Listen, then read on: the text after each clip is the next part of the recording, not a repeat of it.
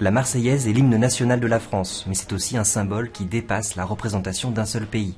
Le fait qu'elle soit traduite, chantée à travers le monde, le fait même qu'elle soit souvent discutée et remise en question, tout cela montre à quel point la Marseillaise est vivante aujourd'hui. Je tiens à dire tout de suite que mon but n'est pas d'intervenir dans certains débats, notamment pour savoir s'il faut changer d'hymne national, ou s'il faut en réécrire les paroles par exemple.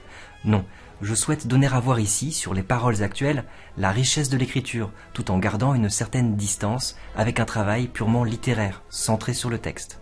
D'abord, quelle est l'origine de la Marseillaise ? Le 20 avril 1792, en pleine Révolution française, Louis XVI déclare la guerre à l'Autriche. En fait, il espère que l'empereur d'Autriche, Léopold II, le frère de Marie-Antoinette, l'aidera à renforcer sa position, qui est très fragilisée depuis sa fuite à Varennes. Léopold II a lui aussi tout intérêt à protéger la famille royale pour éviter que la vague révolutionnaire se propage à travers l'Europe. À Strasbourg, les nobles se réjouissent de cette entrée en guerre. Le maire de Strasbourg, le baron Philippe Frédéric de Dietrich, fait une soirée chez lui, au cours de laquelle il demande à un certain Claude Joseph Rouget de Lille de composer un chant de guerre pour l'armée du Rhin. Ce sera d'ailleurs le premier titre de la Marseillaise. Mais alors, la Marseillaise a été composée par un royaliste ? Tout à fait, Rouget de Lille n'a pas écrit cette chanson dans le but de défendre la République. Et pourtant, elle a été adoptée par les fédérés marseillais qui participent à l'insurrection des Tuileries le 10 août 1792. C'est là que les Parisiens lui donnent le nom que nous lui connaissons aujourd'hui, la Marseillaise. Cette réappropriation nous permet de mesurer toute la richesse des paroles. D'un texte très fortement contextualisé dans une guerre contre l'Autriche, les acteurs de la Révolution française ont pu en tirer un sens symbolique beaucoup plus large. Ce sera là ma problématique. En quoi les paroles de la Marseillaise invitent-elles, au-delà de leur interprétation purement historique et contextuelle, à réfléchir sur des valeurs qui restent des sujets de débat à travers les siècles jusqu'à aujourd'hui. Voici quelques axes de lecture pour vous repérer à travers mon commentaire. Un aller-retour constant entre des images particulières et la dimension générale du message. Le sens premier, historique d'un chant de guerre. Une dimension générale et allégorique propre aux valeurs issues de la Révolution française. L'affrontement entre tyrannie et démocratie. Une peinture vivante et dramatisée. Une métaphore de la germination qui porte un message d'espoir.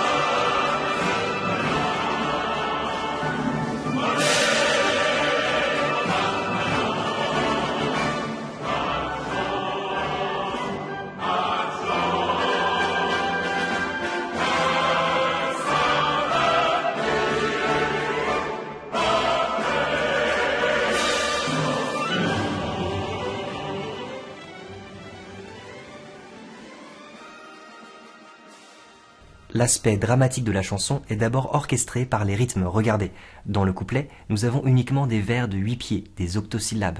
Mais au moment du refrain, le rythme est accéléré, avec des vers plus courts, vous voyez ?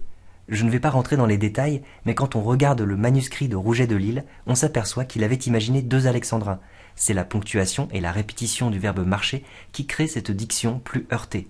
On repère la même dramatisation au niveau des rimes. Regardez, les rimes sont croisées jusqu'au moment où la même phrase est répétée 2 fois. Et à partir de là, les rimes sont embrassées. Ainsi, notre oreille attend plus longtemps la venue de cette dernière rime en pagne. Cela crée un effet de suspense dramatique. En plus, c'est une rime riche, il y a au moins 3 sons en commun. En fait, quand on regarde globalement, c'est presque le même mot. La campagne, envahie par l'ennemi, est devenue la compagne égorgée. Utiliser des mots qui ont des sonorités très proches comme ça, c'est ce qu'on appelle une paronomase. Il y a un phénomène peu connu en métrique, c'est l'alternance des rimes masculines et féminines. Mais je crois que c'est ici particulièrement révélateur. Déjà, qu'est-ce qu'une rime féminine? Eh bien c'est simple, elle se termine avec un E muet. Patrie, tyrannie, campagne, compagne. Regardez comment cela construit une logique symbolique. La patrie, personnage féminin, s'oppose à la tyrannie. En face de cette voix féminine qui confronte des valeurs très générales, on trouve des voix masculines qui sont des personnages plus concrets. Les soldats, qui sont les ennemis, s'opposent aux bras des citoyens. On voit donc se mettre en place un dialogue qui permet de faire un aller-retour entre la dimension générale, allégorique, et la dimension particulière. Qu'est-ce qu'une allégorie? C'est la personnification d'un concept abstrait. Ici, la patrie représente bien la France sous les traits d'une femme. On peut penser à Marianne par exemple. Cette femme est aussi une mère car les citoyens sont ses enfants. Si les citoyens sont tous les enfants d'une même mère, alors ils sont frères. Dès le premier vers, on retrouve la valeur de la fraternité contenue dans la devise de la France. On peut se demander pourquoi cette idée de patrie vient devant d'autres valeurs de l'époque, Dieu, la religion, le roi. Quelles étaient les intentions de Rouget de Lisle en écrivant cela? Est-ce un choix, un oubli, une facilité? Je laisse les historiens répondre. En tout cas, c'est cette absence qui permet de faire une interprétation de ces paroles d'un point de vue républicain et laïque. D'ailleurs, le 8e couplet du texte original avait un caractère religieux affirmé. Il a été définitivement supprimé en 1792, sous un régime républicain. Vous voyez comment se confrontent ces interprétations variées et politiques du texte. Regardez le premier mot, allons, c'est de l'impératif à la première personne du pluriel.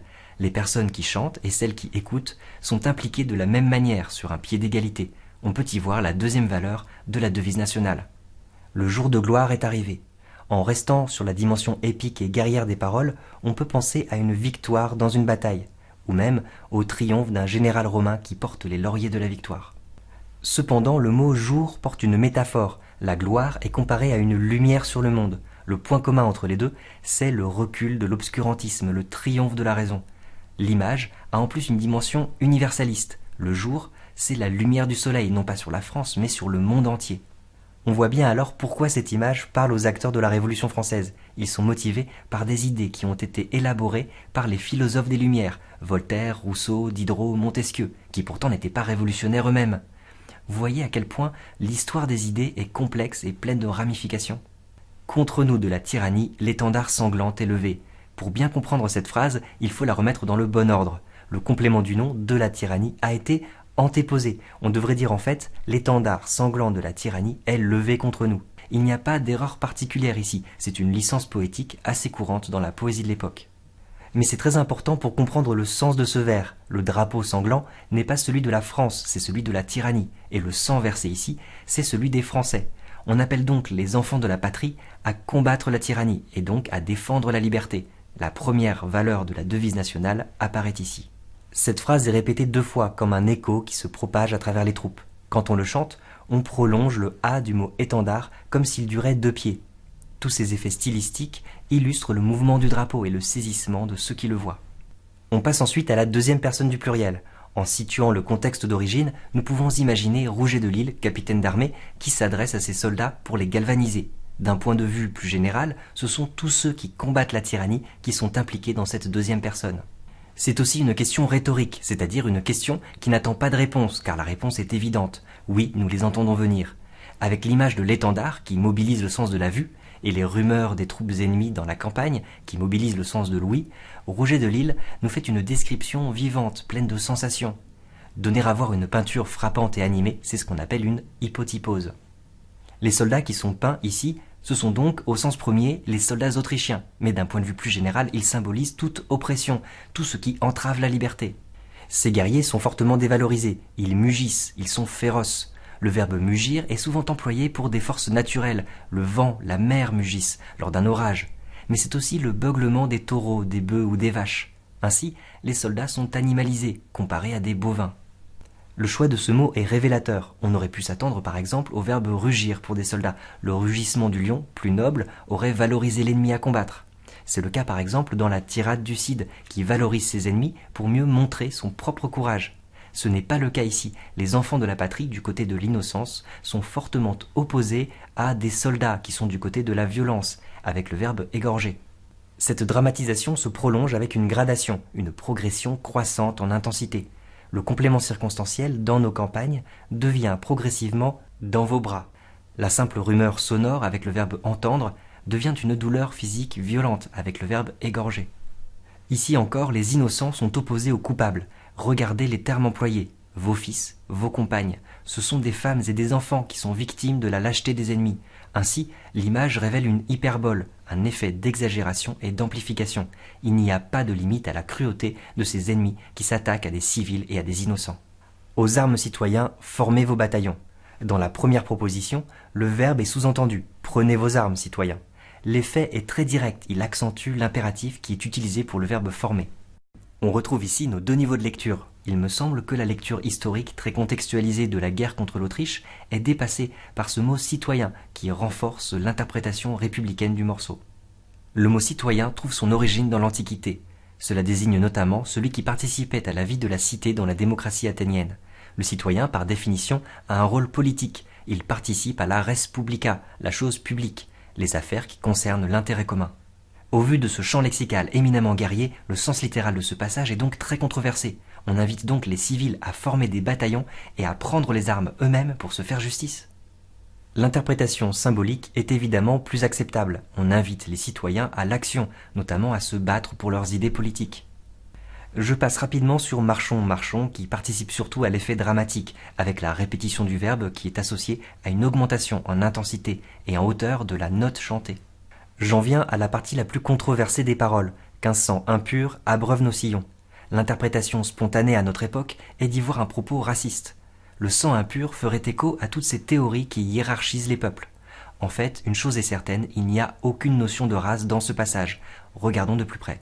Historiquement, si le sang désigne les ennemis de la France au moment de la composition de la chanson, alors il s'agit de celui des Autrichiens, et par extension, ensuite, celui de ceux qui voulaient abattre la Révolution française. Cela permet de prendre déjà une première distance. On peut aller plus loin en considérant la métaphore qui se trouve ici. Le sang est comparé à une semence, aux graines disséminées dans un champ fraîchement retourné. En effet, le sillon désigne la trace creusée par le soc de la charrue dans la terre. Dans cette image, le sang symbolise la confrontation, tandis que la fertilité, la germination, symbolise l'avenir, la richesse, la prospérité. Le point d'analogie entre tous ces éléments, c'est quelque chose de très positif, l'espoir d'un monde meilleur.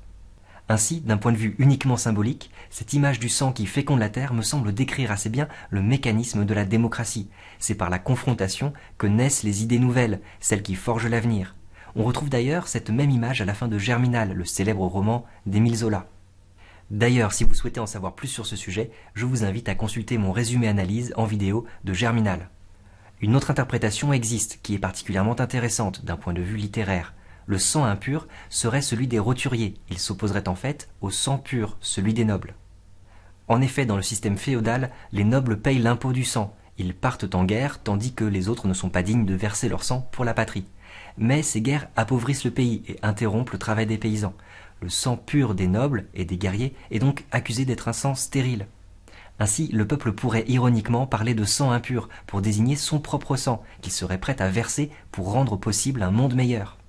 Cependant, il est peu probable que cette interprétation soit l'intention de Rouget de Lisle lui-même, puisqu'il était noble et royaliste. D'ailleurs, souvent les révolutionnaires parlent de sang impur pour désigner leurs adversaires politiques, et donc les nobles. Donc l'interprétation du sang sacrificiel versé par les défenseurs de la patrie serait plutôt le fait d'une troisième vague d'interprétation qui ne se base pas sur la vérité historique. Alors, invitation à la guerre, invitation à la confrontation symbolique, invitation au sacrifice pour ses idées? Le débat est ouvert, mais je tenais à vous donner ces différents points de vue. En littérature, la nouvelle critique, notamment portée par Roland Barthes, défend l'idée que le temps des œuvres est indépendant du temps de l'histoire, ce qui signifie que l'interprétation d'un texte reste ouverte.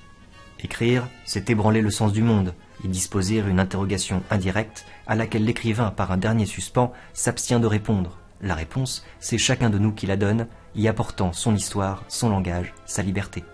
Je vous laisse donc le soin d'apporter votre histoire, votre langage et votre liberté dans les commentaires. Merci à vous de m'avoir suivi jusqu'ici. Si vous appréciez mon travail, abonnez-vous. Pour avoir de mes nouvelles régulièrement, rendez-vous sur mon compte Twitter. Et si vous souhaitez échanger avec moi plus directement, abonnez-vous à ma page Facebook. Au revoir.